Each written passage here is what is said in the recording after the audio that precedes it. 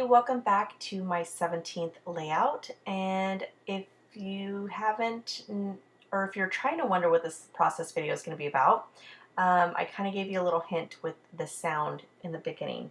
But yes, it is going to be about the beach because it's summertime and that's what so many of us do is take the little ones or kiddos to the beach, right? So this process was a little bit different than how I normally work. Normally I am drawn to a piece of paper. I go through all my paper, well, not all of them, but I go through my papers, and when I find one that kind of just draws me to it, I work off that and pull the colors from whatever I see on that paper. This time, though, I decided to let Heidi Swap color shine decide for me. And so what I did was I lined up about 6 or 7 of them, and I thought I was going to use them all, but decided not to because I just felt like it'd be too much. So the colors that I chose was ocean, salmon, teal, and the gold. And those are the colors that I'm going to use to create my beach layout. So right now I'm just doing the smudging technique with packaging and dampening it up a little bit. And I do notice my teal bottle is leaking. It's a brand new bottle, and every time I use it, it just gets all over the place. So there you see me just washing my hands. But the salmon one color, I noticed it looks really orangey red on the layout. However, it doesn't look like that when I'm finished. It's a very kind of a coral color. It's beautiful. But yeah, those are the colors that I'm going to pick. And I did a whole bunch of splatters, and I think, all right, that's good enough. I don't want it to be too much. And so I'm trying to decide of which way I want the paper to go, and I end up going with the original way. I'm going to apologize ahead of time because the first like 3 minutes it filmed this way, and I don't know why it does that.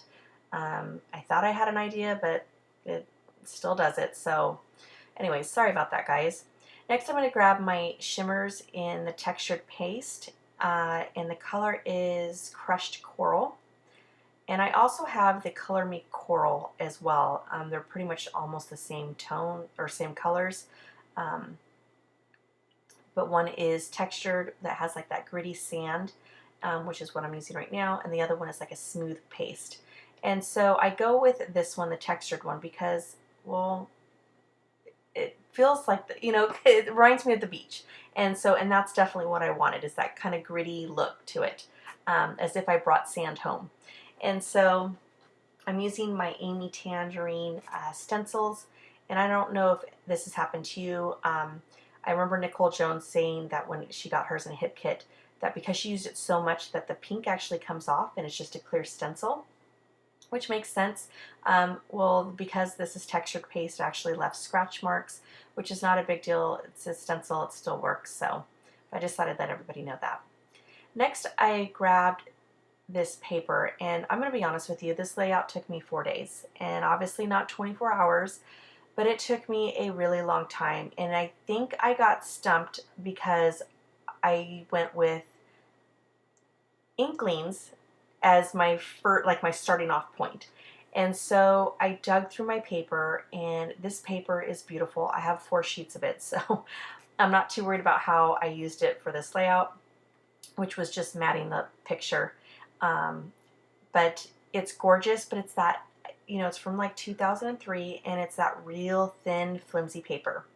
So I go ahead and matte that with my photo, and then next I grabbed a Studio Calico 3x4 Project Life card, and because I'm trying to figure out some embellishments and how I'm going to incorporate some embellishments on this layout. So I picked this one, and it says Live by the Sun, and so I'm not sure if I wanted it just a plain circle or a pinking circle. I ended up going with just the plain circle, however it does not make it on my layout. Next, I grab my foam thickers, and I've mentioned this before in my last video. I'm using now foam thickers, well, at least the numbers, because I never use numbers, as my 3D adhesive, just because instead of buying new ones, why not just use what I have? And that way I could hurry up and get through those packages and get rid of them and get them out of my scrapbooking room. Sometimes I feel like I'm just a little overwhelmed with having too much stuff. And okay, so then I'm going ahead and adhering it using my foam dot because my ATG adhesive, and I'm just warning you, if you guys do decide to use this, it grabs the thickers and pulls them up and just makes a big old mess. So the foam dot one adhesive works better for me. Next, I'm going to grab my glass cutting mat, and I'm going to cut out a square out of that, a rectangle out of that paper, because at this point I think I'm going to mat it again, but when I'm done and I actually cut it out and try to mat it, it just felt too much and almost a little too dark, and it's probably because that paper is going to to be the background and frame my actual layout. So I just thought it was too much and decided against it. And then what I'm going to do next? Oh yeah, rub-ons. Okay, so here is some very old, I know you guys recognize these, Dear Lizzie rub-ons, and this is a nice topic to talk about right now. Okay, we talk about how we need to hurry up and use our rub-ons because if they sit in your stash for too long, they don't work. Well, this is proof that, I mean, these are extremely old and they came off like butter. So I also have some basic gray rub-ons that are from, I want to say 2005, because you all know I've been scrapbooking since 2000. And they also work like a charm. The ones that I bought were like an Amy Tan, I can't remember what line, I think it was Stitched maybe. I just remember there was gold pieces in it, and half of them didn't even work, and I used them as soon as I got them. So I want to say it's like a quality issue. Maybe it was just like a bad batch, but yeah, I mean, these have been sitting here forever. I've never used them, and they came off beautifully. So, but enough about rub-ons, back to this layout.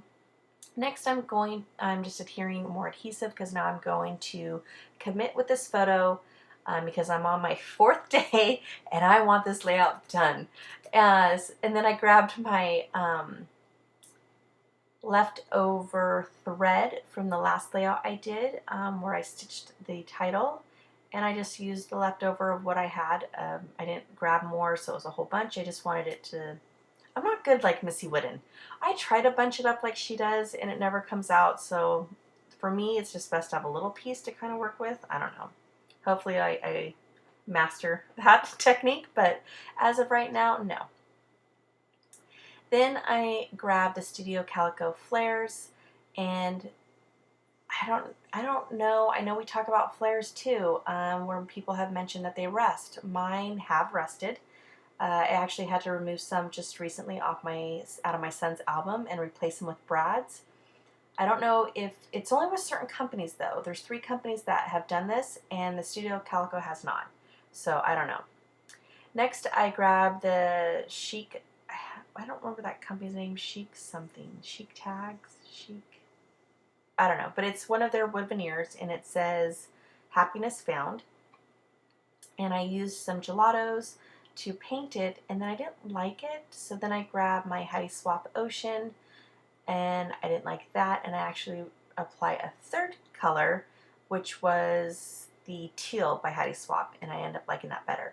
And then I back it up against some white paper, which using that leftover 3x4 card from Studio Calico, where I cut out the sun, and that's where I used just that scrap, so I didn't waste another whole sheet of paper.